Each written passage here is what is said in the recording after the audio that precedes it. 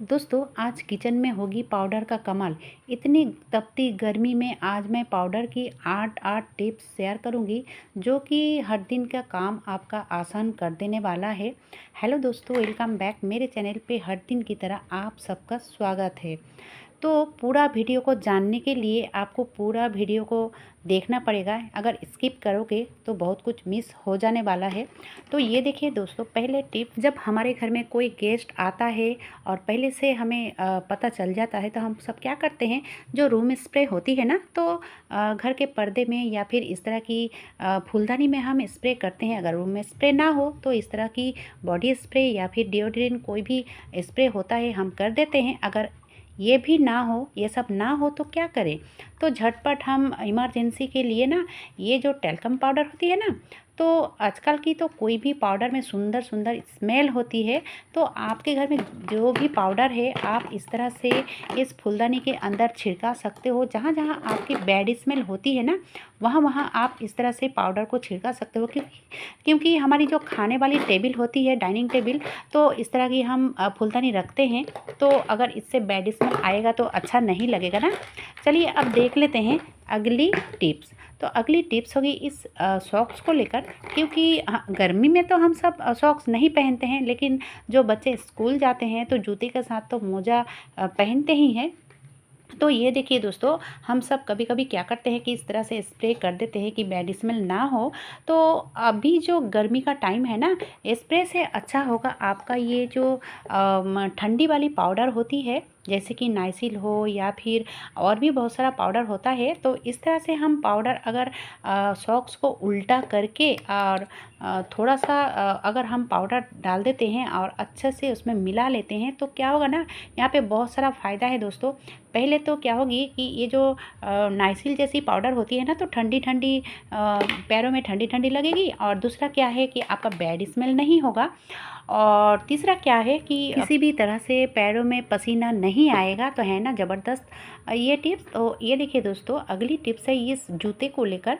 जूते जब हम रखते हैं पहनने के बाद, तो रखते टाइम अगर हम इस तरह से ना कोई भी टेल्कम पाउडर छिड़का देते हैं अंदर में, जूते के अंदर, तो बाद में जब इस जूते को हम पहनते हैं तो किसी भी तरह की बैड स्मेल नहीं आती है, सुंदर सा एक स्मेल रहता है। और हाँ दोस्तों, ज़रूर कोशिश कीजिएगा कि इस तरह की ट्रांसपेरेंट जो प्लास्टिक होती है ना, अगर उसके अंदर डाल के रखोगे तो हमें पता चलेगा ऊपर से ही कि किस प्लास्टिक के अंदर कौन सा जूता रखा हुआ है। और दूसरा क्या है कि ये गंदा नहीं होगा, धूल मिट्टी नहीं जमेगी। बहुत ही बढ़िया टिप्स है, मैं ऐसा करती हूँ तो मैं ऐसा ही आप सबके साथ शेयर किया। चलिए अब देख लेते हैं पाउडर की अगली टिप्स। तो ये देखिए दोस्तों, इस तरह की जो बैग होती है, जब हम कहीं 2-4 दिन के लिए बाहर जाते हैं तो इस तरह की बैग में कपड़े भर के लेके जाते हैं ना, तो रिटर्न जब आते हैं तो क्या करते हैं कि बैग को ऐसे ही रख देते हैं। लेकिन फिर भी तो बाद में हमें इसको यूज़ करना पड़ता है ना।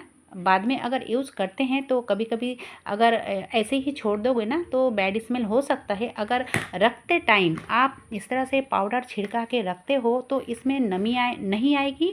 और दूसरा क्या है कि इसमें कोई भी बैड स्मेल नहीं होगा। और तीसरा क्या है, ये जहाँ पर भी रखोगे ना, सुंदर सा एक स्मेल आता रहेगा। बहुत ही अच्छा ये तरीका है। आप इस तरह से इस तरह की बैग को आप रख सकते हो। और सिर्फ यही बैग क्यों, जो वैरायटी बैग होती है ना, महिलाओं के पास तो बहुत सारा बैग होते हैं। तो इस तरह से कोई भी बैग के अंदर आप इस टेल्कम पाउडर छिड़का के रख सकते हो। बहुत ही बढ़िया टिप्स है।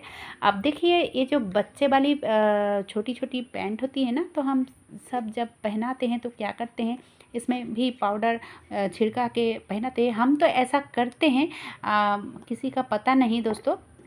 तो बच्चे वाली जो पाउडर होती है ना, कैंडी जैसी, तो इस तरह की अब अगर आप गर्मी के टाइम में इस तरह से बच्चे को भी पहनाओगे ना, पैंट को उल्टा करके और थोड़ा सा पाउडर छिड़का दोगे और पैंट पहनाओगे तो बच्चे को भी अच्छा लगेगा और पसीना भी नहीं आएगा। बहुत ही अच्छा टिप्स है दोस्तों, इस तरह से कर सकते हो।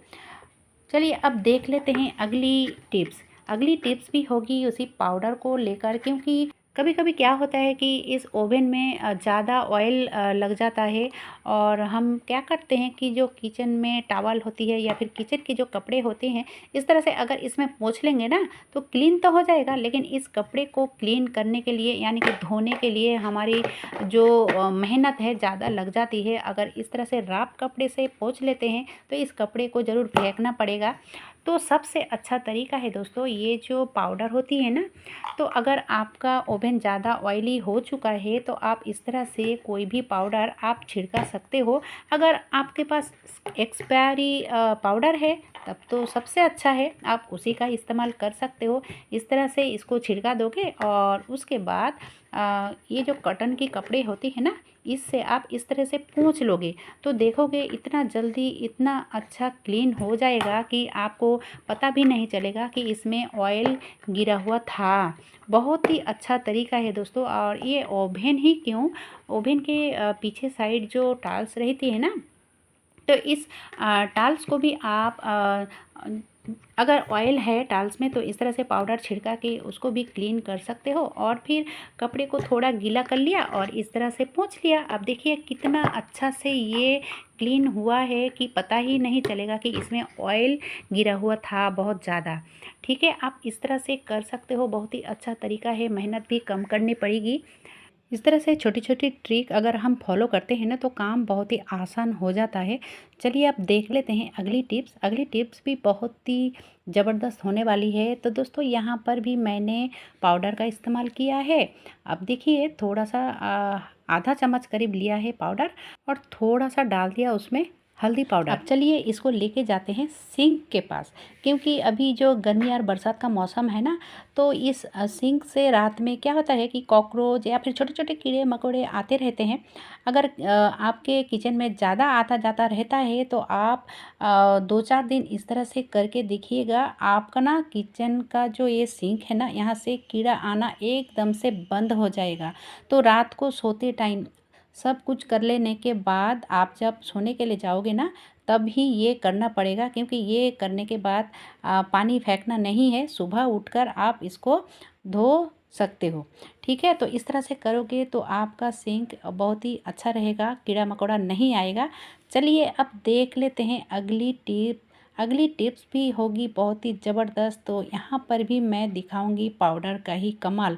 तो उससे पहले मैंने लिया है 2 नेपथोलिन की गोली। ठीक है, अब इसको पेपर के अंदर या कोई भी कागज़ के अंदर डाल दिया और इस तरह से मैंने इसका पाउडर बना लिया। तो ये बहुत ही आसानी से पाउडर बन जाता है। अब देखिए ये पाउडर को मैं ट्रांसफ़र करूँगी एक कटोरी में।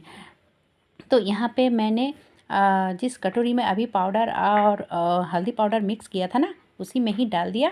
अब देखिए यहाँ पे लिया है मैंने 3-4 तेज़पत्ते। तो मैं इसको अच्छे से सुखा लिया था, और सुखा लेने के बाद इसको इस तरह से मैंने हाथों की मदद से तोड़ लिया है दोस्तों। ये देखिए, अब इसको इसमें और कुछ ऐड करनी है, जैसे कि यहाँ पे मैंने थोड़ा सा डाल दिया, यानी कि आधा चम्मच करीब डाल दिया बेकिंग सोडा। हाँ दोस्तों, जिस सोडा को हम खाने में इस्तेमाल करते हैं ना, खाने वाली सोडा, वही है। अब क्या, ये तो पाउडर की ही कमाल होने वाली है। यहाँ पे डाल दिया थोड़ा सा पाउडर। अब देखिए इस चारों को अच्छे से मिला लेनी है, यानी कि अच्छे से मिक्स कर लेनी है। अब चलिए इसका करना क्या है। किचन में तो ये सिलेंडर होता ही है, हर किसी के घर में सिलेंडर नहीं होगा तो हम खाना कैसे बनाएंगे।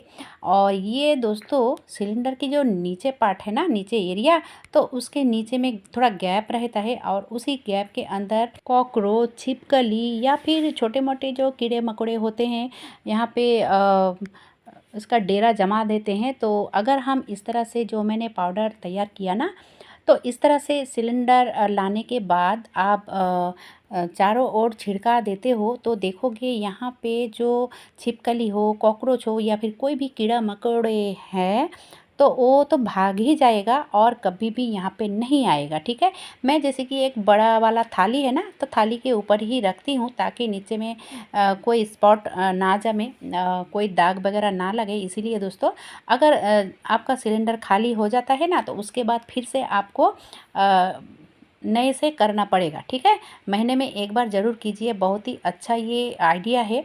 क्योंकि कीड़ा मकोड़ा अगर होगी तो इस तपती गर्मी में हालत ख़राब हो जाती है हमारे, खाना बनाते बनाते अगर ऊपर से ये कीड़ा वगैरह होती है तो और भी दिक्कत बढ़ जाती है। तो कैसा लगा दोस्तों आज का हमारा ये टिप्स? अगर अच्छा लगा है तो छोटा सा एक लाइक ज़रूर कीजिएगा और ज़्यादा से ज़्यादा लोगों तक शेयर भी कीजिएगा। इतने समय मेरी वीडियो देखने के लिए बहुत धन्यवाद।